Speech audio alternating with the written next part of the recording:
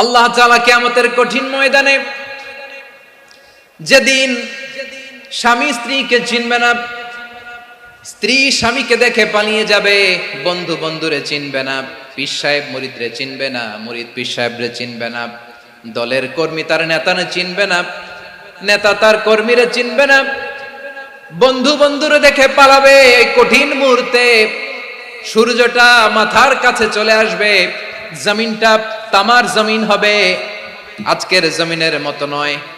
মানুষ ঘর্মাক্ত, ক্লান্ত, শ্রান্ত মাথার মগজগুলো কানের ছিদ্র আর নাকের ছিদ্র দিয়ে বেয়ে বেয়ে পড়বে। বিশ্বনবী ফরমান, ময়দানে 7 শ্রেণীর ব্যক্তিকে রব্বুল আলামিন তার আরশের নিচে ছায়া দিবেন। তার মধ্যে প্রথম শ্রেণীর ব্যক্তি হলো ইমামুন আদিল। ইমামুন আদিল, ন্যায়পরায়ণ শাসক, যে ইনসাফের সাথে বিচার করে, যে জাস্টিস সমাজে সার্ভ করে, যে সুশাসন নিশ্চিত করে, ওই ইমামুন আদিল। আদিল শব্দটা বুঝছেন না? ইন্নাল্লাহা ইয়া'মুরু বিল আদল, পাইছেন? আদিল। 7 শ্রেণীর ব্যক্তিকে আল্লাহ তাআলা সুশীতল আরশের নিচে ছায়া দিবেন, যেদিন তার দেয়া ছায়া ছাড়া কোনো ছায়া থাকবে না। এর প্রথম হচ্ছে ইমামুন আদিল, ন্যায়পরায়ণ শাসক। চিল্লায় বলেন সুবহানাল্লাহ। আবার বিশ্বনবী বললেন, ইন্নাল মুকসিতিনা ইনদাল্লাহি আলা মানাবিরা মিন নূর আন ইয়ামিনির রহমান। কিয়ামতের দিন যারা ন্যায়পরায়ণ হিসেবে আল্লাহর সামনে দাঁড়াবে, কিয়ামতের দিন রব্বুল আলামিন তার আরশের ডান দিকে ওই ন্যায়পরায়ণ লোকদের জন্য আরশের ডান দিকে একটা নূরের মিম্বারে তাদেরকে বসার সুযোগ করে দিবে। আল্লাহর আরশের ডান দিকে ন্যায়পরায়ণ লোকদের জন্য আল্লাহ তাআলা নূরের মিম্বার বানাবে। 4টে কেন কথা মনে করেছেন? আল আদাল, জাস্টিস। ইন্নাল্লাহা ইয়া'মুরু বিল আদল। আল্লাহ তাআলা এই আদালতের নির্দেশনা দেয়, সুবিচার, সুশাসন। প্রিয় ভাইয়েরা, এটা আমরা বাংলাদেশে চাই কি চাই না?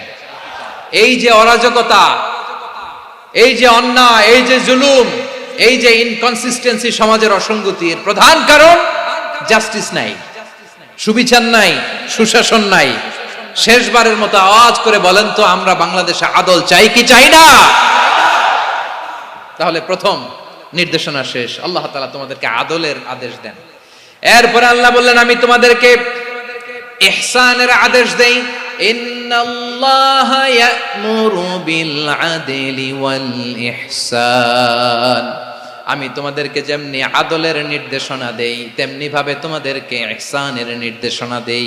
ইহসান, আওয়াজ করে সবাই বলেন তো ইহসান। সবাই বলেননি, সবাই বললে এতটুকু আওয়াজ হবে আমি বিশ্বাস করি না। আওয়াজ করে বলুন আল ইহসান। ইহসান মানে কারো প্রতি সফট হার্টেড হওয়া, মহানুভব হওয়া, অনুগ্রহ পরায়ণ হওয়া, অনুগ্রহশীল হওয়া, একে অপরের প্রতি দয়াদ্র হওয়া। একে অপরের প্রতি দয়াদ্র, অনুগ্রহশীল হওয়া ছাড়া মানবিক সমাজ কশিনকালেও গঠন করা সম্ভব না। প্রিয় ভাইয়েরা, সুন্দর আচরণ দিয়ে, ইহসান দিয়ে যা জয় করা যায়, নরম আচরণ দিয়ে যেটা অর্জন করা যায়, কঠোরতা দিয়ে সেটা পারা যায় না। বিষ্ণু ঈসা ইসলাম ইহসান দিয়ে, কোমল আচরণ দিয়ে, তার অনুগ্রহ দিয়ে তিনি অনেক কাফিরের হৃদয়কে জয় করে ফেলেছেন। সাইয়েদনা সুমামা ইবনে উসাল রাদিয়াল্লাহু তাআলা আনহুর কথা মনে পড়ে যায়। তিনি ছিলেন ইয়ামামার বাদশা। মদিনাতে বিশ্বনবীকে হত্যা করার নিয়তে এসেছিলেন। গোপনে গোপনে বিশ্বনবীকে হত্যা করে আবার ইয়ামামাতে তিনি ফিরে যাবেন। কিন্তু কি অবাক করা কাণ্ড, হত্যা করতে পারে নাই, সাহাবাদের হাতে তিনি ধরা পড়ে গেলেন। সাইয়েদনা সুমামা ইবনে উসাল রাদিয়াল্লাহু তাআলা আনহু হত্যার নিয়তে আসলেন, কিন্তু হত্যা করতে পারলেন না। সাহাবারা ওনাকে ধরে ফেললেন, ধরে মসজিদে নববীর পিলারের মধ্যে বেঁধে রাখলেন। সুমামা ইবনে উসাল, সিরাত থেকে শুনে, সিরাত থেকে শোনাচ্ছি, রাদিয়াল্লাহু তাআলা আনহু ইয়ামামার অধিপতি ছিলেন। ইয়ামামা বিশ্বনবীকে হত্যার জন্য আসছেন, ধরা পড়ে গেছেন, এখন মসজিদে নববীতে বেঁধে রাখছে, তার মানে বন্দী। এখন স্ট্যাটাস কি? বন্দী, ক্যাপটিভ। তো বিষ্ণু ঈসা ইসলাম সাহাবাদেরকে বললেন, তার খোঁজ খবর নিও, সুমামা ইবনে উসালের খোঁজ খবর নিও। সাহাবারা বলেন, ইয়া রাসূলুল্লাহ, আপনাকে হত্যা করতে এসেছে, তার তো কঠিন ক্যাপিটাল পানিশমেন্ট হওয়া দরকার, কঠিন শাস্তি হওয়া দরকার। বিশ্বনবী বললেন, না, আমি যেটা জানি তোমরা সেটা জানো না। তোমরা সুমামার সাথে ভালো আচরণ করো, বিশ্বনবী সুমামার কাছে গেলেন। প্রথম দিন যে তিনি কালেমার দাওয়াত দিলেন, ইমানের দাওয়াত দিলেন, ইসলামের দাওয়াত দিলেন, রিসালাতের দাওয়াত দিলেন, আখিরাতের দাওয়াত দিলেন। পরের দিন যে বিশ্বনবী সালাতের দাওয়াত দিলেন, যাকাতের দাওয়াত দিলেন, ইসলাম কি, কিভাবে, কেমন করে পালন করতে হয় চমৎকার আর্টিকুলেট করতে শুরু করলেন। তন্ময় হয়ে সুমামা ইবনে উসাল রাদিয়াল্লাহু তাআলা আনহু বিশ্বনবীর কথাগুলো শুনতে আরম্ভ করলো। একদিন নয়, 2 দিন নয়, টানা 3 দিন বিশ্বনবী সুমামার কাছে ইসলামকে প্রেজেন্ট করেছেন, উপস্থাপন করেছেন। আওয়াজ করে বলেন, কয় দিন? 3 দিন। 3 দিন মসজিদে নববীতে বাধা। আর সাহাবীদেরকে বললেন, তার খোঁজ খবর নিও, তোমরা যে রুটি বানাও এর মধ্যে সবচেয়ে ভালো আটার রুটিটা তারে দিও, সবচেয়ে রিফাইন্ড খেজুর, যেটা পিওর খেজুর, এটা তারে দিও। আর বিশ্বনবী নিজের উট থেকে দুধ দহন করে ওনার বাড়ির এক কর্মচারীকে বলেছেন, দুধ দহন করে সুমামার জন্য নিয়ে যেও। সুবহানাল্লাহ পড়বেন না? সবাই তো অবাক, ইয়ামামা থেকে আসছে নবীকে হত্যা করতে, বিশ্বনবী দেখে তারে জামাই আদর করে, তাকে মজার মজার খাবার দিও, দুধ দিও, আদর আপ্যায়ন করো। একদিন নয়, 2 দিন নয়, টানা 3 দিন বিশ্বনবী এভাবে সুমামার কাছে যে ইসলামকে প্রেজেন্ট করতে আরম্ভ করলেন, ইসলামকে উপস্থাপন করতে শুরু করলেন। আর তাকে চমৎকার এন্টারটেইনমেন্ট, আপ্যায়ন দিতে আরম্ভ করলেন। টানা 3 দিন যখন ইসলামের দ্য বিউটিজ অফ ইসলাম, ইসলামের সুমহান বাণী, সৌন্দর্য তার কাছে উপস্থাপন শেষ, তাকে আপ্যায়ন শেষ, বিশ্বনবী বললেন সাহাবাদেরকে, যাও এবার সুমামার হাতের পায়ের রশি দুটো খুলে দাও। সাহাবারা বললেন, ইয়া রাসূলুল্লাহ, কি বলেন আপনি? ও তো হত্যাকারী, সুযোগ পায় নাই, আপনারে মারতে পারে নাই, ছেড়ে দিলে আবার ও আপনার উপর তলোয়ার নিয়ে ঝাঁপিয়ে পড়বে। নবী, এই সিদ্ধান্ত আপনি নিতে যাবেন না। বিশ্বনবী বললেন, যেটা বলেছি সেটা করো, সুমামার রশিগুলো ছেড়ে দাও, সুমামার হাতে পায়ের রশিগুলো যে তোমরা খুলে দাও। সাহাবারা তর্ক জুড়ে দিলেন, লা ইয়া রাসূলুল্লাহ, এমনটা করবেন না, তো ভয়ঙ্কর ভয়ঙ্কর খুনি, কি জানি কি হয়ে যায়। বিশ্বনবী বললেন, না, তার হাতে পায়ের রশিগুলো খুলে দাও। সাহাবারা বিশ্বনবীর কথা মতো তার হাতে পায়ের রশিগুলো খুলে দিল। সুমামা মুহূর্তের মধ্যে মসজিদে নববী থেকে বের হয়ে ইয়ামামায় ফিরে না যে মসজিদে নববীর পাশে একটা খেজুর বাগান ছিল, সেখানে চলে গেলেন। সেখানে একটা ছোট্ট কুয়া ছিল, কুয়ার পানি দিয়ে তিনি গোসল করলেন। সুবহানাল্লাহ পড়েন। কুয়ার পানি দিয়ে গোসল করে মসজিদে নববীর সামনে এসে বিশ্বনবী এবং সাহাবাদের সামনে দাঁড়িয়ে সাব্বাবা উঁচু করে বললেন, আশহাদু আল্লা ইলাহা ইল্লাল্লাহ ওয়া আশহাদু আন্না মুহাম্মাদান আবদুহু ওয়া রাসূলুহু। আল্লাহু আকবার। আমি সাক্ষ্য দিচ্ছি আল্লাহ ছাড়া কোনো ইলাহ নাই, আর মুহাম্মদ আল্লাহ তাআলার প্রেরিত বান্দা এবং রাসূল। প্রিয় ভাইয়েরা, ইহসান দিয়ে যা জয় করা যায়, কঠোরতা দিয়ে সেটা কঠিনকালেও জয় করা যায় না। আওয়াজ করে বলেন, ঠিক কি না? এবার সুমামা দাঁড়িয়ে বলে, ওগো নবী, আমি তো কালিমা পড়ে মুসলমান হয়ে গেলাম, এবার শোনেন, এই মুহূর্তের আগে আপনার চেহারার চাইতে নিকৃষ্ট কোনো চেহারা আমার কাছে ছিল না, কিন্তু শাহাদা পাঠ করার পরে আপনার চেহারার চাইতে উত্তম শ্রেষ্ঠ কোনো চেহারা আমার কাছে আর নাই। ও নবী, আজকের দিনের আগে ইসলাম ধর্মের চেয়ে নিকৃষ্ট অপছন্দনীয় কোনো ধর্ম আমার কাছে ছিল না, কিন্তু এই মুহূর্ত থেকে ইসলামের চেয়ে সেরা শ্রেষ্ঠ পছন্দনীয় কোনো ধর্ম আমার কাছে নাই। নবী গো, আজকের দিনের আগে মদিনার চাইতে অপছন্দনীয় নিকৃষ্ট কোনো শহর আমার কাছে ছিল না, কিন্তু এই মুহূর্তের পর থেকে মদিনার চাইতে কোনো শ্রেষ্ঠ শহর আমার জানা নাই। সে ছিল গমের বড় ডিলার, গম বেচত। কি বেচত? তার গম কিনে মক্কার লোকেরা রুটি খাইতো। সে ঘোষণা দিল, আজকে থেকে মক্কাবাসীদের জন্য সব গম আমি হারাম করে দিলাম, মক্কাবাসী এখন না খেয়ে মরে। সুবহানাল্লাহ পড়বেন না?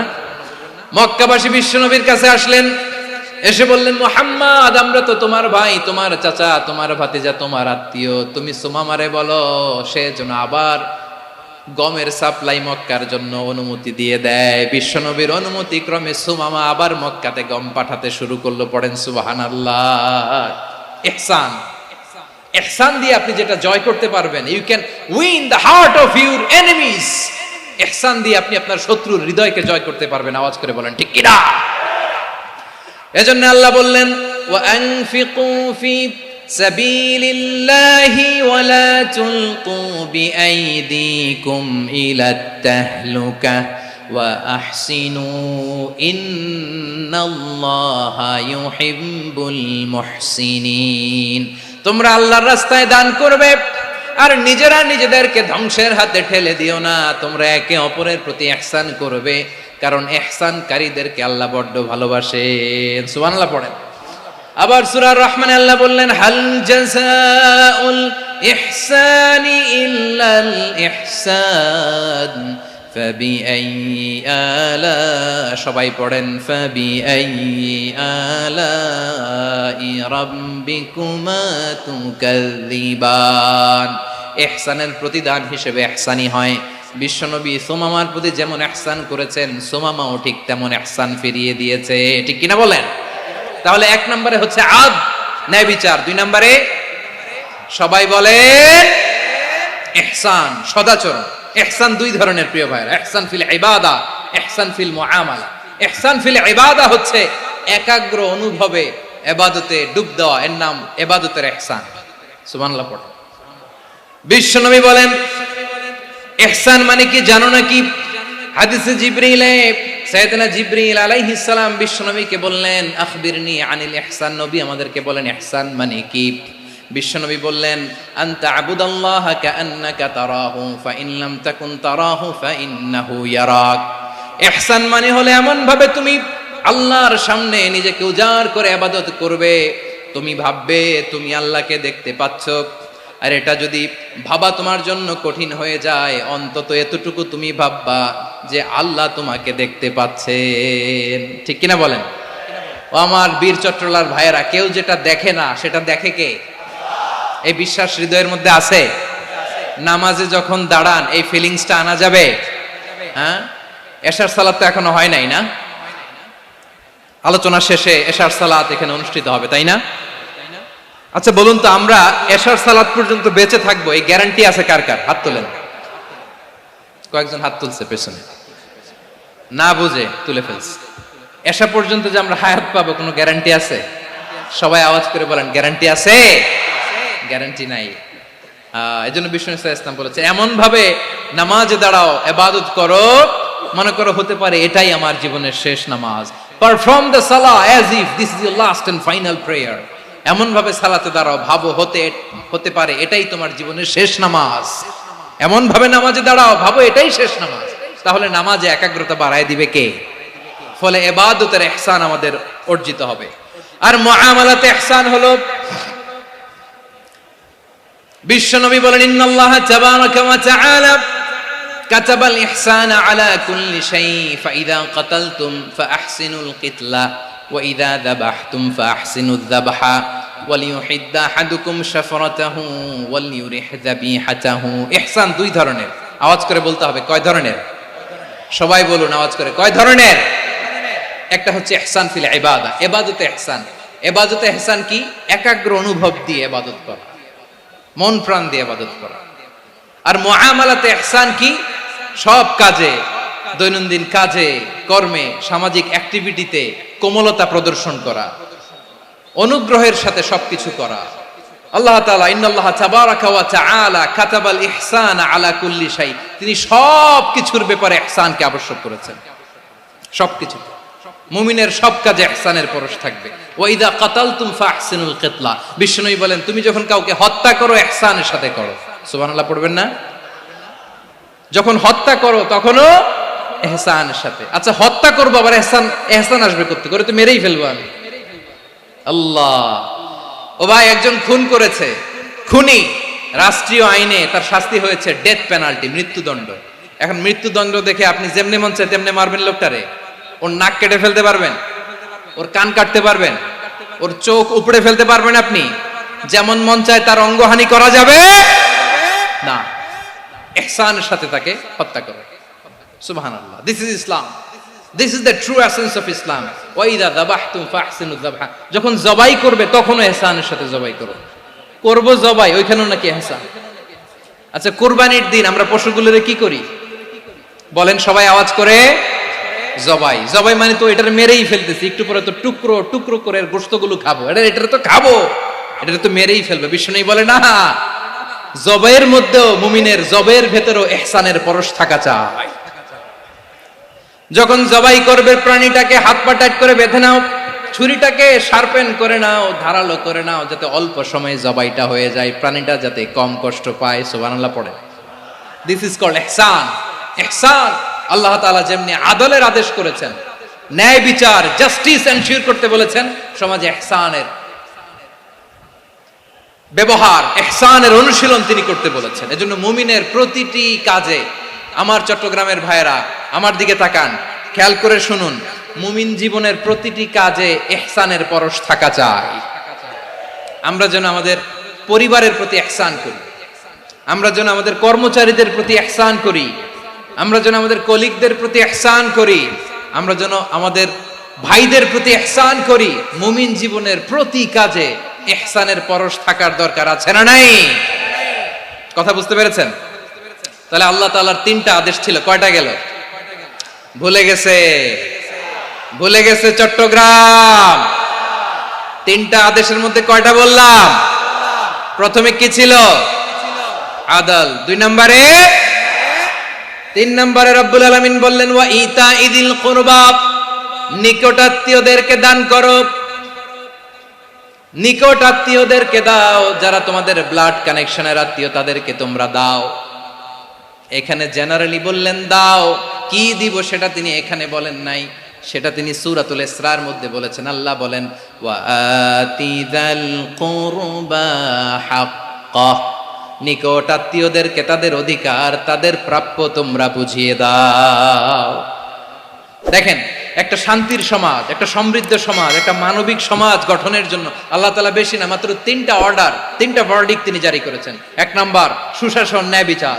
2 নাম্বার ইহসান। 3 নাম্বার নিকটাত্মীয়, যারা কাছের, তোমার ভেরি ক্লোজ রিলেশনশিপে আছে, তাদেরকে দাও। দাও, দিলে বাড়িয়ে দেয় কে?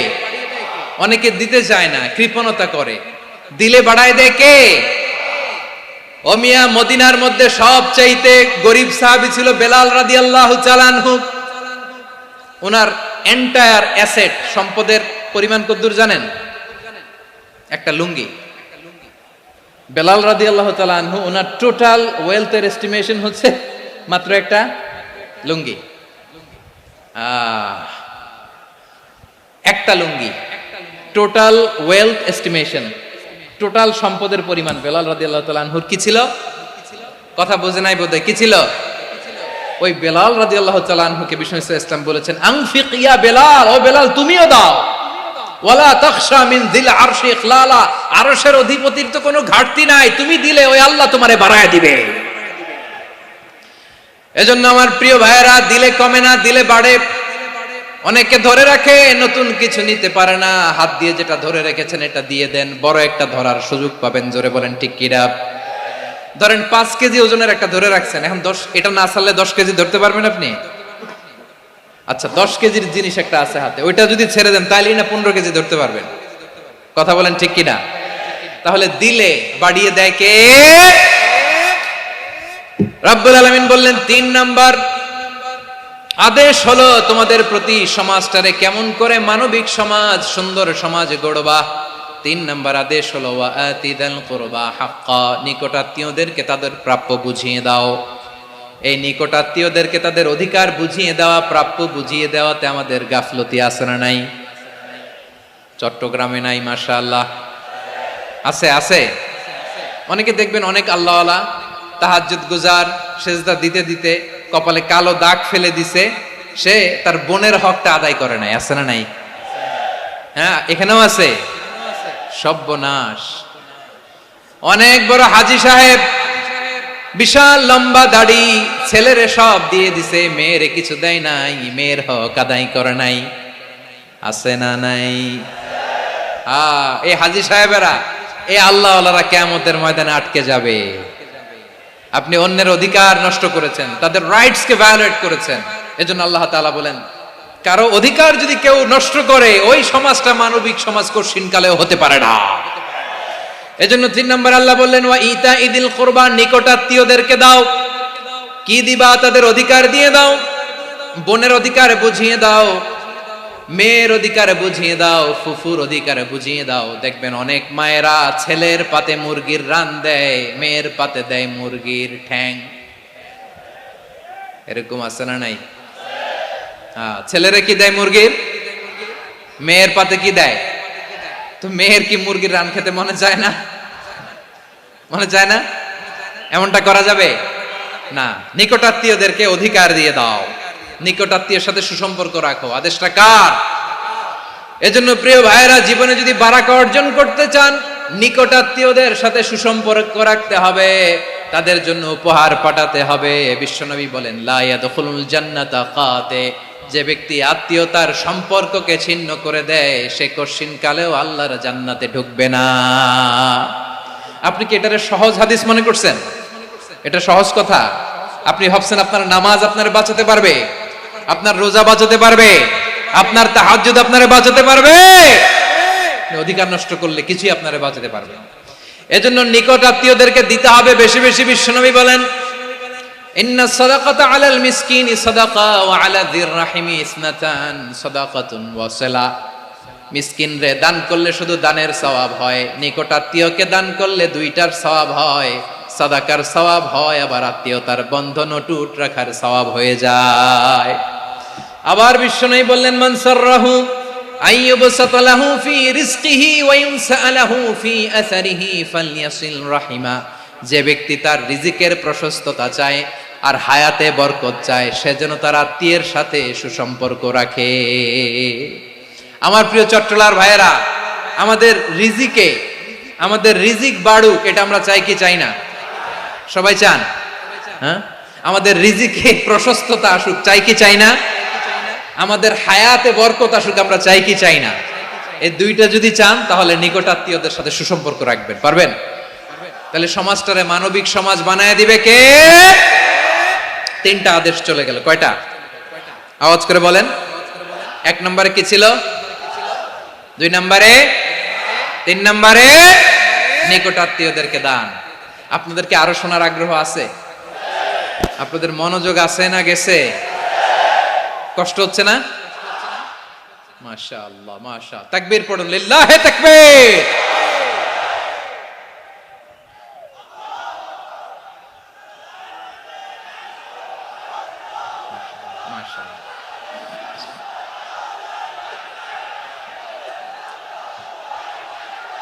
আমার প্রিয় ভাইয়েরা, আল্লাহ তাআলা তিনটা জিনিসের যেমনি আদেশ করেছেন, অনুরূপ ভাবে তিনটা বিষয় তিনি বারণ করেছেন, নিষেধ করেছেন। ওগুলোর কাছেও যাওয়া যাবে। শুনবেন। রাব্বুল আলামিন বলেন, ওয়ায়ানহা আনিল ফাহশাই ওয়াল মুনকারি ওয়াল বাগি। আমি যেমনি তিনটি বিষয়ে আদেশ করলাম, অনুরূপ ভাবে তিনটি বিষয়ে বারণ করলাম, নিষেধ করলাম। আমার 1 নাম্বার নিষেধাজ্ঞা হলো অশ্লীলতার প্রতি। ফাহশা, ওয়ায়ানহা আনিল ফাহশা। আল্লাহ তাআলা অশ্লীলতাকে নিষেধ করেছেন। কোন জিনিসকে? সবাই বলুন, কোন জিনিসকে? যত ধরনের, যত টাইপের, যত ক্যাটাগরির অশ্লীলতা হতে পারে, সব অশ্লীলতাকে হারাম করেছেন কে? ফাহশা মানে কি? কথায়, কাজে, আচরণে, কমেন্ট, ফেসবুকের কমেন্টসে যত ধরনের নোংরামো আছে, যত ধরনের অশ্লীলতা আছে, এটাকে আরবিতে বলে ফাহশা। এটাকে কি বলে?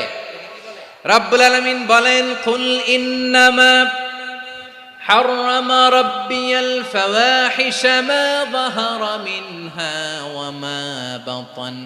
ও নবী, আপনি বলে দেন, আমার রব প্রকাশ্য, অপ্রকাশ্য, স্পষ্ট কিংবা অস্পষ্ট, দৃশ্যমান কিংবা অদৃশ্যমান সব অশ্লীলতাকে হারাম করেছেন। সব ধরনের অশ্লীলতা হারাম, সব ধরনের। আল্লাহ তাআলা আমাদেরকে অশ্লীলতা থেকে বাঁচান, অশ্লীলতা থেকে তিনি আমাদেরকে হেফাজত করুক। পড়েন আমিন। এবার বলেন, আমাদের সমাজে অশ্লীলতা আছে না নাই? চট্টগ্রামে নাই? আমি কই নাই, ওনারা বলে আছে। দেখছেন, আমি সামহাও বাঁচায় দেওয়ার ট্রাই করতেছি, ওনারা বলে আছে।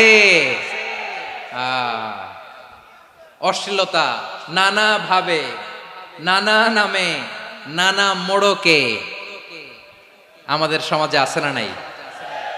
সংস্কৃতির নামে, ফ্যাশনের নামে, বিনোদনের নামে, উপন্যাসের নামে, কনসার্টের নামে অশ্লীলতা আছে না নাই?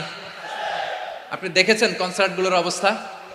এই যে আতিফ আসলাম যে আসছে আমাদের দেশে, তারপর কে কে আসছে, আমাদের তরুণ তরুণীরা, আমাদের যুবক যুবতীরা, আমাদের জেনজিরা, কি অবস্থা ওইখানে? হ্যাঁ, কি অবস্থা? কে বাঁচাবে ওদের? কে রক্ষা করবে ওদের ইমানের, ওদের চরিত্রের হেফাজতের গ্যারান্টি কে দিবে? কনসার্টের নামে অশ্লীলতা আছে না নাই? ছেলে মেয়ে একে অপরকে জড়ায় ধরতেছে, একে অপরকে চুমো খাচ্ছে প্রকাশ্যে, দিবালোকে, গণমানুষের সামনে। আল্লাহ তাআলা এই অশ্লীলতা থেকে আমাদেরকে বেঁচে থাকতে বলেছেন, বেঁচে থাকতে বলেছেন। রূপালী জগতের নামে অশ্লীলতা আছে না নাই? এই টার্মটা আপনারা জানেন না? রূপালী জগৎ কি জগৎ? আসলে কি রূপালী জগৎ না অন্ধকার জগৎ? আমার বোনেরা, আপনাদেরকে যে কি বলে তারা বুঝায়, রূপালী জগৎ শুনেই আপনি ভরকে যাবেন না। রূপালী জগতে যে নারী যত বেশি উলঙ্গ, সে নাকি তত বেশি সাহসী। জানেন? বলে এটা একটা সাহসী নারী, খুব সাহসী পদক্ষেপ তার। যত বেশি শরীর থেকে কাপড় নামাতে পারবে, যত বেশি বস্ত্রহীন হয়ে নিজেকে প্রেজেন্ট করতে পারবে, সে নাকি তত বেশি সাহসী। আমার চট্টলার ভাইয়েরা, শয়তানের প্রথমে এজেন্ডা ছিল বনি আদমকে বস্ত্রহীন করা। সে আদম এবং হাওয়া আলাইহিস সালামকে নিষিদ্ধ গাছের ফল খাইয়ে তাদেরকে বস্ত্রহীন করেছে। এই জামিনেও সে আমাদেরকে বস্ত্রহীন করতে চাইবে। এই রূপালী জগতের নামে তারা এটা করে। আমার প্রিয় বোনেরা, আপনি জানেন না আপনার দাম কত? ওরা আপনাদেরকে বিজ্ঞাপনের সস্তা পণ্য বানাতে চায়। ওরা আপনাদেরকে ওদের ভোগের লিপসার টুলস বানাতে চায়। ওরা আপনাদেরকে দিয়ে ওদের খায়েশ পূরণ করতে চায়। এটা আপনাদের জন্য মোটেও ডিগনিটি নয়, এটা আপনাদের জন্য সম্মান নয়। আপনার সম্মান শালীনতায়, আপনার সম্মান হেজাবে, আপনার সম্মান ভদ্রতায়, আপনার সম্মান আপনার ডিসেন্ট পোশাকে। পোশাক বলে দেয় এই নারীটা ভদ্র না অভদ্র। পোশাক বলে দেয় এই মেয়েটা কোন ঘরের মেয়ে। আওয়াজ করে বলেন ঠিক কিনা? আপনি জানেন না, আপনারা সস্তা পণ্য বানায়, ভোগের পণ্য, বিলবোর্ডে আপনাকে উলঙ্গ করে উপস্থাপন করে। এই অশ্লীলতার সাথে ইসলামের কোনো সম্পর্ক। এজন্য আল্লাহ বলেন, আমি অশ্লীলতাকে হারাম করেছি। অশ্লীলতাকে হারাম করার প্রথম কারণ হলো এর মাধ্যমে মানবতাকে অপমানিত করা হয়। কারণ মানুষের সম্মান মানুষের পোশাকে। মানুষ যখন পোশাকহীন হয়ে যায়, বস্ত্রহীন হয়ে যায়, তার সম্মান কমে যায়। ঠিক কিনা? অশ্লীলতাকে হারাম করার প্রথম কারণ হচ্ছে মানুষ মানুষকে অপমান করে। একটা নারী, সে তো সম্মানিত। নারী যে কত সম্মানিত, নারীরা এটা বুঝেই নাই। বিশ্বনবী বলেন, আর দুনিয়া কুল্লুহা মাতা ওয়া খায়রু মাতা'আদ দুনিয়া আল মারআতুস সালিহা। আমার বোনেরা, 5টা প্যান্ডেলে আপনারা এলইডিতে আমার আলোচনা শুনছেন, আমি জানি। আপনাদের এই গর্ভ যে কত দামি আপনি জানেন না। আপনার পেট থেকেই আসবে আগামী দিনের সালাহুদ্দিন আল আইয়ুবী। আপনার পেট থেকেই আসবে অনাগত দিনের ইমাম মাহদী আল মুনতাযর। আপনার পেট থেকেই আসবে অনাগত দিনের ফয়সাল, ওয়াসিম, মুগ্ধ, আবু সাইদের মতো বীর যোদ্ধা।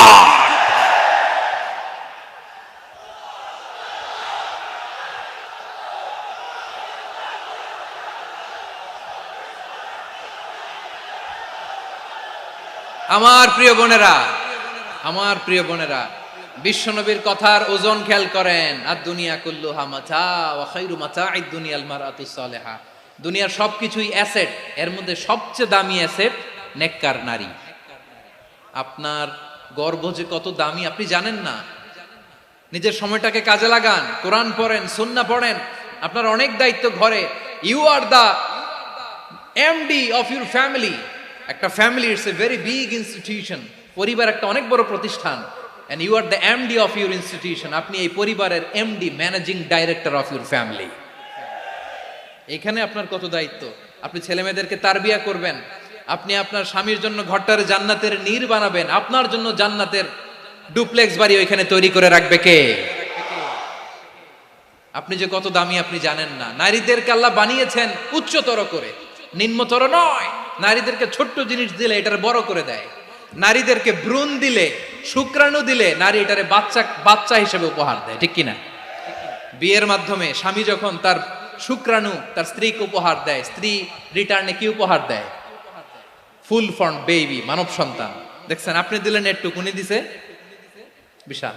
আপনি যদি নারীকে বাজার এনে দেন, নারী এটাকে সুস্বাদু খাবারে রূপান্তর করে দেয়। আপনি তাকে একটা মুচকি হাসি দিয়ে দেন, সে তার কলিজা দিয়ে দেয়।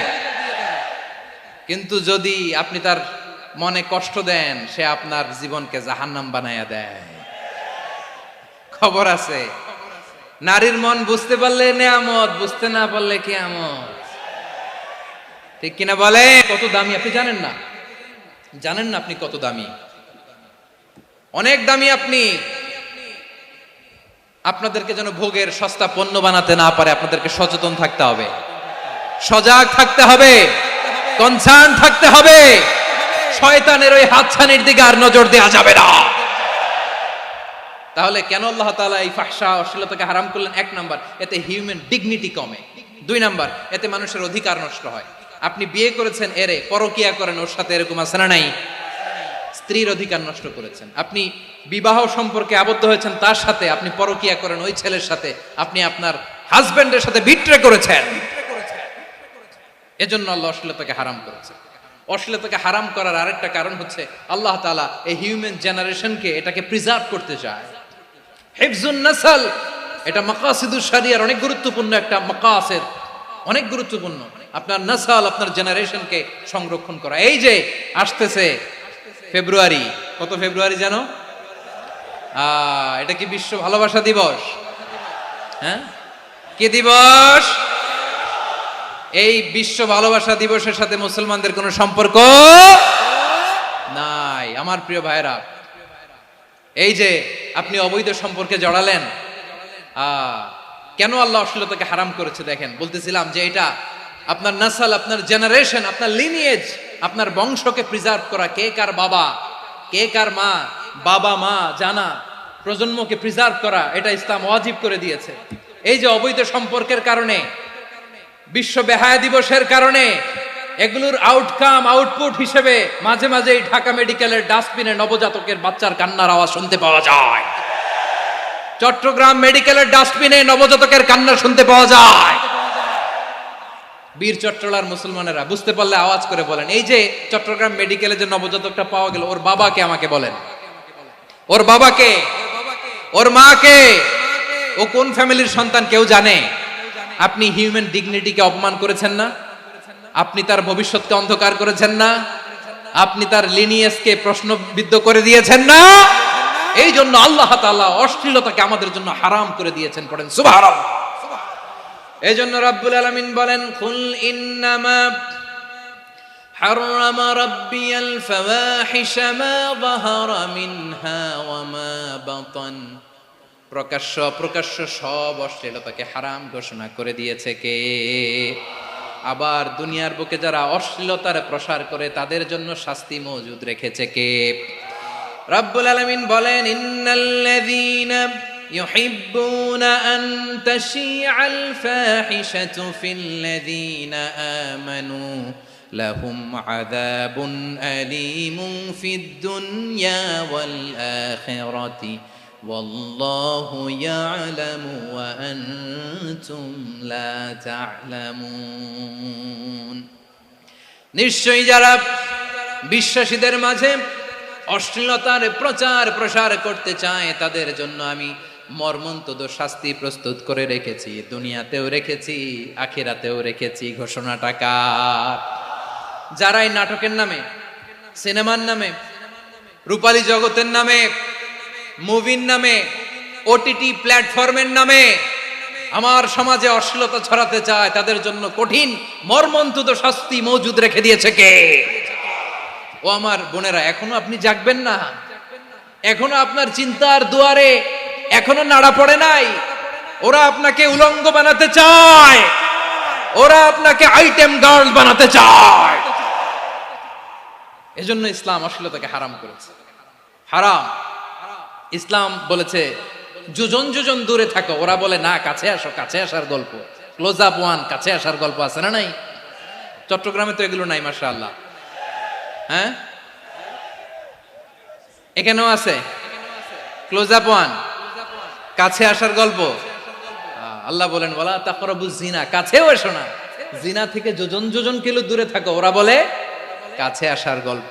আমার বীর চট্টলার ভাইয়েরা, কাছে আসতে হলে আমরা কোরআনের কাছে আসব, কাছে আসতে হলে নবীর কাছে আসব, কাছে আসার গল্প হবে আমার রবের কাছে আসার গল্প। চিল্লায় বলো ঠিক কিনা?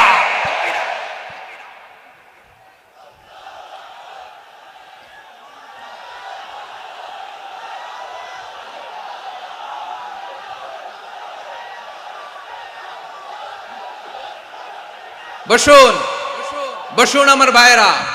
তাহলে অশ্লীলতার সাথে আমাদের কোনো সম্পর্ক? সবাই বলতে পারেননি, আওয়াজ করে বলুন, অশ্লীলতার সাথে আমাদের কোনো সম্পর্ক? আমরা এই সমস্ত ক্লোজ আপ ওয়ান, কাছে আসার গল্পের প্রোগ্রামে যাব? আমরা কোন ধরনের অশ্লীল কন্টেন্ট সোশ্যাল মিডিয়ায়, টিভিতে দেখব? কি যুগ যে আমরা কাটাচ্ছি আপনি কল্পনা করতে পারবেন না। পর্ন ইন্ডাস্ট্রি, নারী পুরুষের বস্ত্রহীন যুগল দৃশ্য, এটাকে দিয়ে ওরা কোটি ডলারের ইন্ডাস্ট্রি বানিয়েছে। পুরো মানব ইতিহাসে এরকম জঘন্য সময় মানব ইতিহাস পার করে নাই। পর্ন এটা ইন্ডাস্ট্রি হয়ে গেছে। আমাদের এই যুবকগুলো, জেনজিগুলো, ওদের চরিত্র বাঁচাবে কি করে? কেমন করে হেফাজত করবে ওদের এই মূল্যবান চরিত্র? আমার প্রিয় ভাইরা, এই অশ্লীলতার দ্য লেটেস্ট ভার্সন হচ্ছে LGBTQ, শরীফ থেকে শরীফা। শুনছেন আপনারা? দেখতে পুরুষ, আসলেই পুরুষ, সুস্থ একজন পুরুষ, 4 সন্তানের বাবা, বলে আমি মনে মনে নারী। দেখতে নারী, সুস্থ নারী, আসলেই সে দিব্যি একজন নারী, বলে আমি মনে মনে পুরুষ। সবচেয়ে ভয়ঙ্কর অশ্লীলতার সবচাইতে লেটেস্ট ভার্সন হচ্ছে এই ট্রান্সজেন্ডারিজম। সুস্থ পুরুষ তার বায়োলজিক্যাল গ্রোথকে হরমোন দিয়ে স্টপ করে দিয়ে সে সার্জারি করে নারী হতে চায়, সুস্থ নারী পুরুষ হতে চায়। পুরুষ পুরুষের প্রতি সেক্সুয়ালি আকর্ষণ বোধ করে, এটা লূত আলাইহিস সালামের কওমের মধ্যে ছিল। এটাকেও আল্লাহ কোরআনে ফাহিশা বলেছেন। ওয়ালুতান ইয ক্বালা লিকাওমিহি আতাতুনাল ফাহিশাতা মা সাবাকাকুম বিহা মিন আহাদিম মিনাল আলামিন। লূত আলাইহিস সালাম বললেন, তোমরা কি এমন এক অশ্লীল কার্যক্রমে ডুব দিলে নাকি যেটা গোটা বিশ্বের কেউ কখনো করে নাই, তোমরাই প্রথম করেছো? পড়েন নাউযুবিল্লাহ। এই পশ্চিমের এই রোগ আমার দেশে যেন আসতে না পারে, আমাদের সজাগ থাকতে হবে। প্রিয় ভাইরা, চিল্লায় বলেন ঠিক কিনা? পশ্চিমের অবস্থা ভয়ঙ্কর। পাশ্চাত্যে, আমি যুক্তরাষ্ট্রে ছিলাম অনেকদিন, কয়েক মাস, বিভিন্ন স্টেটে ঘুরেছি।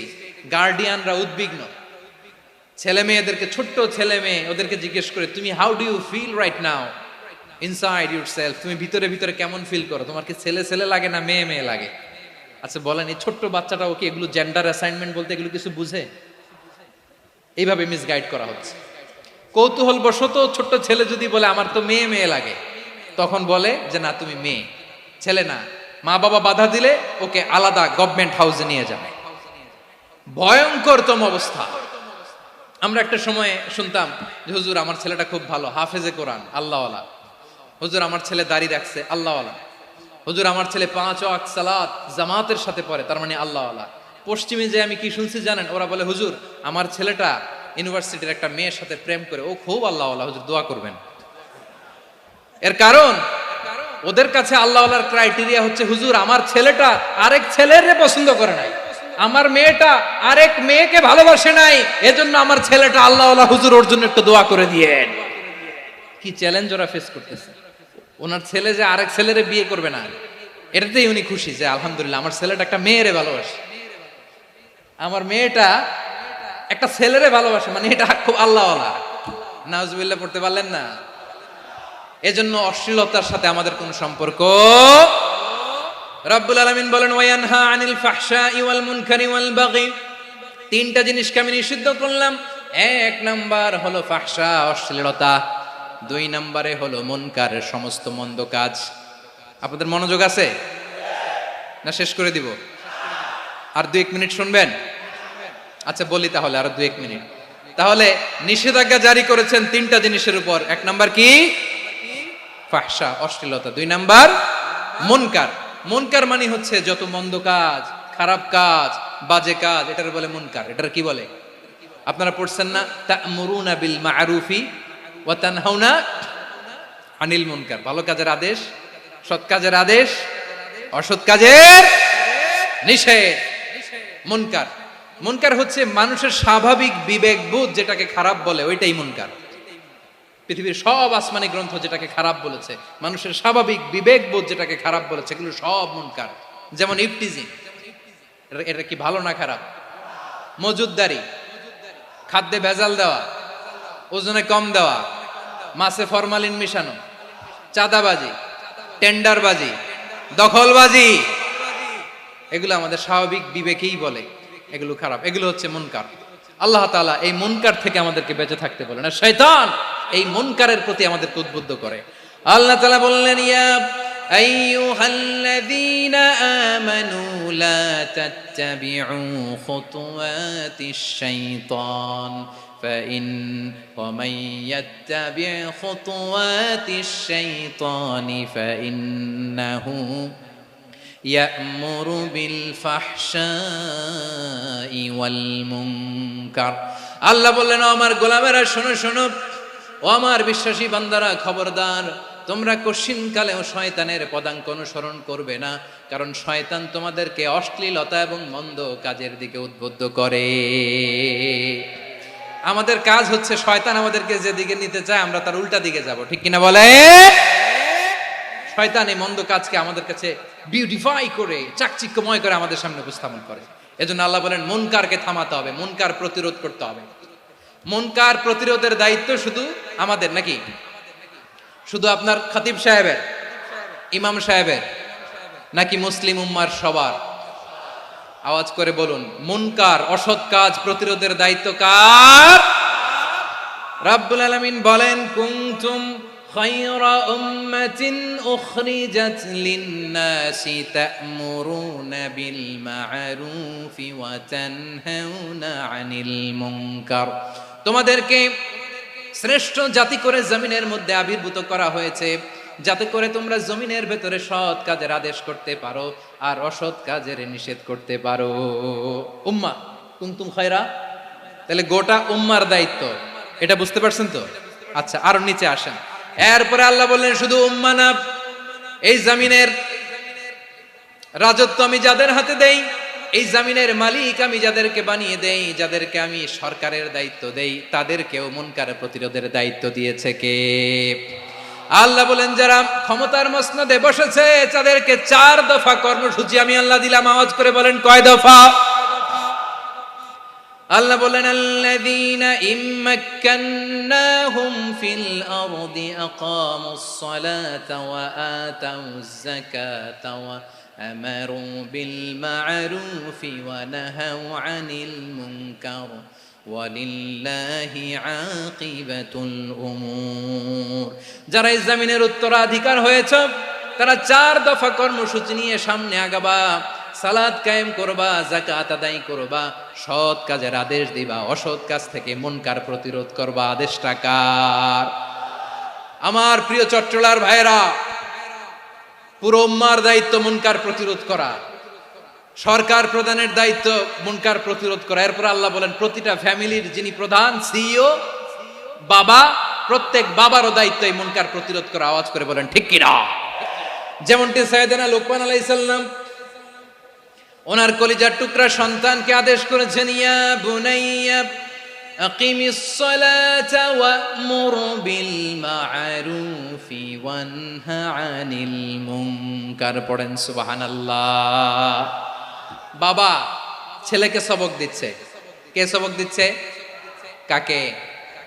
লুকমান আলাইহিস সালাম ছেলেকে বলতেছে, ওরে আমার কলিজার টুকরা সন্তান, ওরে আমার বাছা, নামাজ কায়েম করবা, সৎ কাজের আদেশ দিবা, আর মুনকার প্রতিরোধ করবা, অসৎ কাজ সমাজ থেকে খারাপ কাজকে ঝেঁটে বিদায় করে দিবা।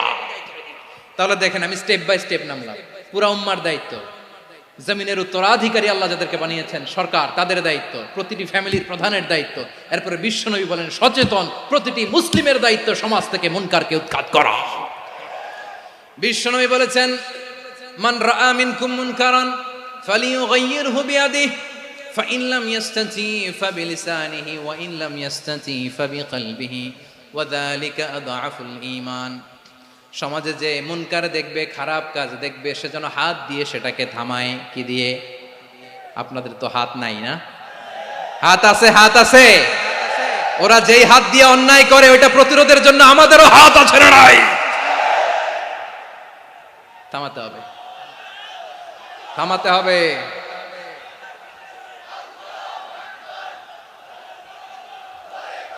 বসুন আমার প্রিয় ভাইয়েরা, ওরা ওদের যে হাত দিয়ে টেন্ডারবাজি করে, চাঁদাবাজি করে, ইফটিজিং করে, দখলবাজি করে, যে হাত দিয়ে, ওই মুনকার থামায় দেওয়ার জন্য আল্লাহর দেয়া আমাদেরও দুটি হাত আছে না নাই? আমাদেরও হাত আছে, থামাইতে হবে, থামাইতে হবে, হিম্মত করতে হবে। আমার প্রিয় ভাইয়েরা, না থামালে আমরাই ডুববো শেষমেশ। আমাদের বাঁচার জন্য হলেও থামাইতে হবে। রব্বুল আলামিন বলেন ওয়াত্তাকু ফিতনাতাল লা তুসিবান্নাল্লাযীনা যালামু মিনকুম খাসসা। ও আমার গোলামেরা, ওই আযাবকে ভয় করো যে আযাব যখন আমি জমিনের বুকে পাঠাই শুধু জালেমদেরকেই মারি না, আলেমদেরকেও মারি।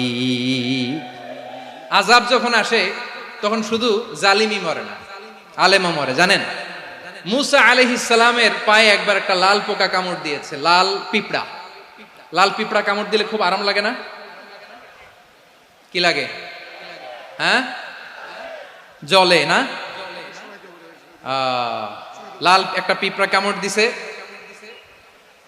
তো উনি রেগে মেগে পাশি দেখে লাল পিঁপড়ার বাসা, পা দিয়ে ডলে মুছে সবগুলো পিঁপড়া মেরে ফেলছে। এই ঘটনাটা আল্লাহ ঘটিয়েছেন। এজন্য মুসা আলাইহিস সালাম ছিলেন কালিমুল্লাহ, সরাসরি আল্লাহর সাথে কথা বলতেন। তিনি আল্লাহকে জিজ্ঞেস করেছিলেন, আল্লাহ তুমি যখন কোনো জনপদে আযাব পাঠাও, শাস্তি দাও, ওখানকার শুধু জালেমরাই তো মরে না, ভালো মানুষগুলাও মরে, তো আযাব দিবা মুশরিকদের উপর দিবা, অবাধ্যদের উপর দিবা, ভালো মানুষগুলারে মারো কেন? আল্লাহ বললেন, মুসা তোমার যে কামড় দিছিল পায়ের মধ্যে পিঁপড়া, কয়টা পিঁপড়া? জোরে বলেন। একটা পিঁপড়া, তো সবগুলারে মারলা কেন? রেগে মেগে পুরো পিঁপড়ার বাসা ভেঙে ম্যাসাকার করলা কেন? এই মুসা, আমি যখন অ্যাকশনে যাই, আমি যখন শাস্তি দেই, তখন এত বাস বিচার করা হয় না, বাস বিচার করা যায় না। যখন অ্যাকশনে যাওয়া হয় ওইটা ডাইরেক্ট অ্যাকশন হয়ে যায়। চিল্লায় বলো ঠিক কি না? এজন্য আমাদের বাঁচার জন্য হলেও এই পাপ থামাতে হবে, এই শয়তানের অট্টহাসি থামাতে হবে, অন্যায় অপরাধ সমাজ থেকে আমাদের থামাতে হবে। কারণ আযাব আসলে ওরাও মরবে, আমরাও মরব। একটা জাহাজ 2 তলা, আপনি আছেন 2য় তলায়, শুনতেছেন? শুনতেছেন? জাহাজ কয় তলা? আপনি কোন তলায়? 2য় তলায়। নিচের তলার কিছু লোক জাহাজের তলা ছিদ্র করতে আরম্ভ করছে। কি ছিদ্র করতেছে? আচ্ছা, জাহাজের তলা ছিদ্র করলে তলা দিয়ে কি ঢুকে? এখন আপনি যদি বলেন আমার কি, আমি তো 2 তলায়, আমার কি, আমি তো সেফ, আমি তো সেফ জোন, আমি তো ভালো আছি, আমি তো ভালো আছি, ওরা ছিদ্র করে ওরা মরবে। আসলে কি শুধু ওরা মরবে, নাকি তলা ফুটো হলে ভিতরে পানি ঢুকলে আপনারও শরীর সমাধি হবে? তলা দিয়ে যখন পানি ঢুকবে, জাহাজ ঢুকলে আপনিও মরবেন। এজন্য নিজে মরার আগে ওই পাগলগুলোর নিচতলায় যে থামাতে হবে। চিল্লায় বলেন ঠিক কি না? এজন্য আল্লাহ বললেন মুনকার প্রতিরোধের দায়িত্ব সমাজের টপ টু বটম সবার। পুরো উম্মার দায়িত্ব, সরকার প্রধানের দায়িত্ব, প্রতিটি ফ্যামিলির প্রধান বাবার দায়িত্ব। বিশ্বনবী বললেন প্রতিটি সচেতন মুসলিমের দায়িত্ব। এজন্য মুনকার প্রতিরোধ করার দরকার আছে না নাই? সমাজে এই যে ইফটিজিং হয়, আপনার বোনের বয়সী একটা মেয়েকে কিছু বখাটে টিটকারি করে, এই বলে সেই বলে, নোংরা কথা বলে, রাস্তায় দেখেও আপনি পাশ দিয়ে না দেখার মতো চলে যান কেন? আপনি দাঁড়ান না কেন? আপনি দাঁড়ালেই তো থেমে যাবে, কারণ সত্যের যে শক্তি তার সামনে মিথ্যা মুখ থুবড়ে পড়ে। আপনার সামনে ও কিছুই না, নাথিং। আপনি দাঁড়ান, ওকে প্রশ্ন করেন যে আমার বোনকে তুমি ডিস্টার্ব করো কেন? আপনাকে দেখে আরো 5 জন দাঁড়াবে, 5 জনকে দেখে আরো 10 জন দাঁড়াবে। আমাদের নীরবতা আর আমাদের নিশ্চুপ থাকাই জালিমদেরকে আরো শক্তিশালী জালিম বানিয়েছে। এজন্য মুনকার প্রতিরোধের দায়িত্ব আমাদের সবার। টেন্ডারবাজি, চাঁদাবাজি, দুর্নীতি, অপরাধ, দখলদারিত্ব, মজুদদারি, এগুলো সব কিছু একসাথে প্রতিরোধ করতে হবে, ঠিক কিনা বলেন? একটা মানবিক সমাজ যদি চাই, প্রতিরোধ করতে হবে। প্রিয় ভাইয়েরা, আল্লাহর শপথ নিয়ে বলি, এই নাসিহাত গুলো সবার জন্য, সব দলের জন্য, সব মতের মানুষের জন্য। আমরা কোনো দলের প্রতি মানুষকে ডাকি না, আমরা ডাকি ইসলামের দিকে। সব দলের, সব মতের, সব মানুষদেরকে আমরা আহ্বান জানাই, আসুন আমরা একটা সুন্দর সমাজ বিনির্মাণ করি। এই যে নতুন বাংলাদেশের এক সুযোগ এসেছে, আর জীবনে হয়তো আসবে না, সামনের 100 বছর এই সময় আসবে না। আসুন দেশটাকে আমরা সাজাই, আসুন আমরা দুর্নীতি বন্ধ করি, আসুন আমরা চাঁদাবাজি বন্ধ করি, আসুন আমরা দখলদারিত্ব বন্ধ করি, আসুন আমরা এক দল আরেক দলকে নিশ্চিহ্ন করার যে রাজনীতি, এটা বন্ধ করি। সব দলের প্রতি আমার আহ্বান। আমি কিছুদিন আগে একটা নিউজ দেখলাম, ওই যে লন্ডনে বসে জনাব তারেক রহমান সাহেবকে আমি ধন্যবাদ দিতে চাই। উনি সংবাদ শোনা মাত্রই ওনার দলের অনেক চাঁদাবাজকে উনি বহিষ্কার করেছে। I do appreciate. প্রতিটি দলের এরকম ইনিশিয়েটিভ নেওয়ার দরকার আছে না নাই? যে কোনো দলে এই প্র্যাকটিসটা থাকার দরকার আছে না নাই? চাঁদাবাজদের সাথে আপনারা নিজেদেরকে মুক্ত ঘোষণা করবেন যে এরা আমার দলের কর্মী হতে পারে না।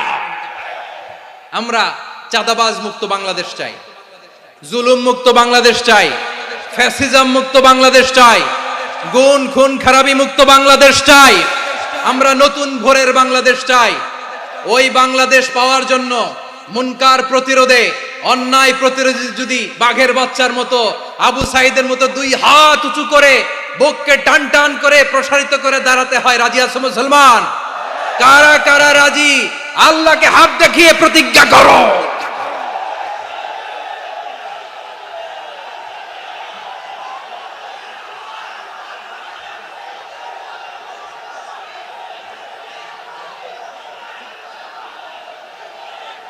আমার প্রিয় ভাইয়েরা, বসুন বসুন আমার ভাইয়েরা।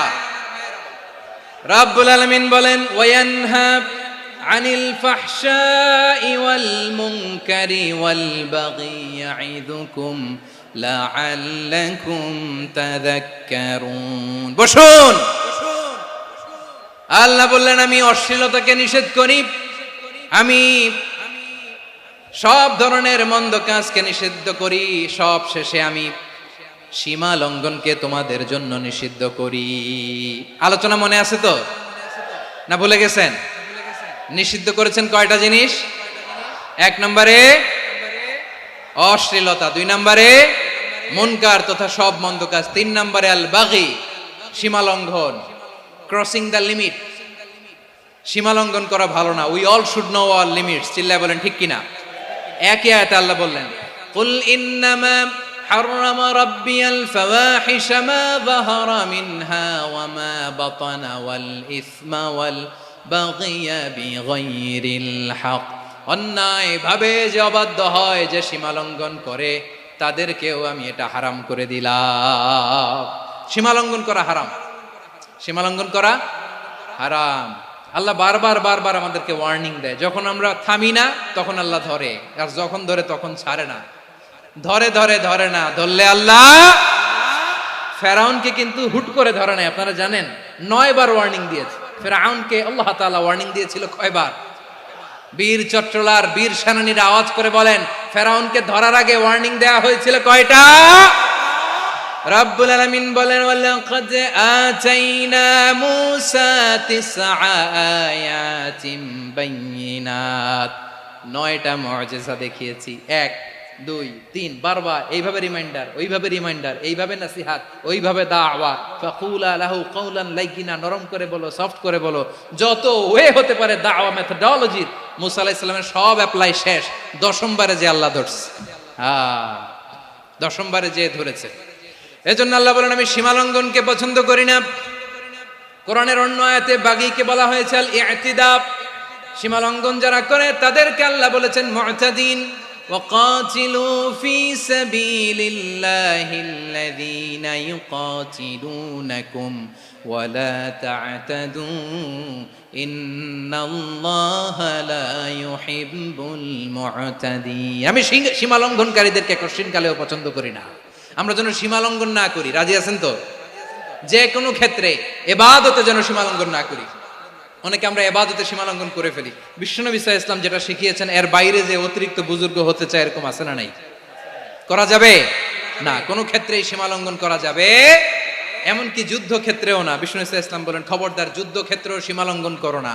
কি সুন্দর ইসলাম আমরা পেয়েছি। বিশ্বনবী বলেন খবরদার যুদ্ধের ময়দানে কোনো নারীর গায়ে হাত তোলো না, কোনো শিশুর গায়ে হাত তোলো না, কোনো গবাদি পশু হত্যা করো না, কোনো শস্য ক্ষেত্র ধ্বংস করো না, ইবাদতরত অন্য ধর্মের কোনো সন্ন্যাসীর গায়ে হাত তুলো না। বলেন সুবহানাল্লাহ। তাহলে আমরা সীমা লঙ্ঘন করতে পারবো? প্রিয় ভাইরা, একটা সুখী সমৃদ্ধ শান্তির সমাজ, মানবিক সমাজ যদি আমরা গঠন করতে চাই, আমাদের আল্লাহর দেয়া কয়টা আদেশ মানতে হবে বলেন দেখি? সবাই বলেন কয়টা? আর বেঁচে থাকতে হবে কয়টা জিনিস থেকে? আওয়াজ করে বলেন কয়টা? আচ্ছা, আদেশ নাম্বার 1 কি ছিল বলেন? আল্লাহর আদেশ কি? 1 নাম্বার আদাল, ন্যায়পরায়ণতা। আমরা সুবিচার, সুশাসন, ন্যায় বিচার চাই কি চাই না? 2 নম্বরে কি ছিল? মাশাআল্লাহ, আওয়াজ করে বলেন 2 নম্বরে কি ছিল? ইহসান। আমরা যেন সবার প্রতি দয়া পরবশ হই, ইহসান করি। 3 নম্বরে কি ছিল? নিকটাত্মীয়দের দান করা, তাদের অধিকার প্রাপ্য বুঝিয়ে দেওয়া। পাশাপাশি 3টা জিনিস থেকে আল্লাহ বারণ করেছেন, নিষেধ করেছেন। তার প্রথমটা ফাহশা, অশ্লীলতা। অশ্লীলতার সাথে আমাদের কোনো সম্পর্ক। আজকের এই ঐতিহাসিক চট্টগ্রামের প্যারেড ময়দান থেকে আমরা যত ধরনের মা তাহারা মিনহা মা বাতান, প্রকাশ্য অপ্রকাশ্য, দৃশ্যমান অদৃশ্যমান, সব অশ্লীলতা থেকে নিজেদেরকে মুক্ত ঘোষণা করলাম। অশ্লীলতাকে আমরা না বলে দিলাম। আওয়াজ করে সবাই বলুন নো। অশ্লীলতার সাথে আমাদের কোনো সম্পর্ক। 2 নম্বর নিষেধাজ্ঞা কি ছিল? আল মুনকার, সমাজের যত মন্দ কাজ এগুলোকে আমরা প্রতিরোধ করব। রাজি আছেন তো সবাই? 3 নম্বরে আল বাগি, সীমালঙ্ঘন। কোন মুসলিম সীমালঙ্ঘন করে না, এমনকি যুদ্ধ ক্ষেত্রেও না। আওয়াজ করে বলেন ঠিক কি না? রব্বুল আলামিন শেষে বললেন ইয়াইদুকুম লাআল্লাকুম তাযাক্কারুন। আল্লাহ তোমাদেরকে উপদেশ দেন যাতে তোমরা শিক্ষা গ্রহণ করো। আমরা উপদেশ দিব, আমরা জোর করে কাউরে কিছু মানাতে চাই না।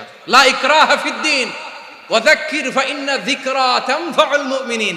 উপদেশ দিলে এটা মুমিনদের কাজে দেয়।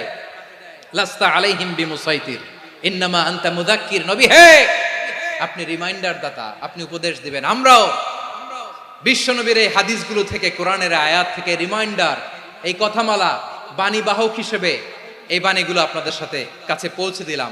আমরা আল্লাহ তাআলার কাছে প্রার্থনা করি, আল্লাহ আমরা যেন আদল দিয়ে আমাদের সমাজকে গঠন করতে পারি। আল্লাহ আমরা যেন ইহসান করতে পারি, আমরা যেন নিকটাত্মীয়দের দান করতে পারি। আল্লাহ যত ধরনের অশ্লীলতা, অনাচার, মন্দ কাজ, সীমালঙ্ঘন, অবাধ্যতা থেকে যেন আমরা বেঁচে থাকতে পারি। আল্লাহ তাআলা আমাদের সবাইকে কথাগুলো বোঝার ও আমল করার তৌফিক দান করুক। হাযা মা ইনদি ওয়াল ইলমু ইনদাল্লাহ আলাইহি তাওয়াক্কালতু ওয়া ইলাইহি উনীব। প্রিয় ভাইরা, আমি আপনাদের সবার জন্য দোয়া করি, আপনারাও আমার জন্য দোয়া রাখবেন। আমাদের পাশেই আছেন আমাদের সকলের শ্রদ্ধাভাজন, আমাদের মুরব্বী আওলাদে রাসূল আনোয়ার হোসেন তাহের জাবির আল মাদানী হাফিজাহুল্লাহ ওয়া রাআ। সবাই বসুন। উঠবেন না? কেউ উঠবেন না? উঠলেন কেন? উঠলেন কেন? প্যারেড ময়দানের প্রোগ্রাম তো এরকম হইতে পারবে না। বসুন। এটা আল্লামা সাঈদীর স্মৃতি বিজড়িত মাহফিল। বসুন, বসুন। এই মাহফিলের আদব আছে। বসুন, বসুন। সুশৃঙ্খল ভাবে আমরা আখিরি মোনাজাতে অংশগ্রহণ করব।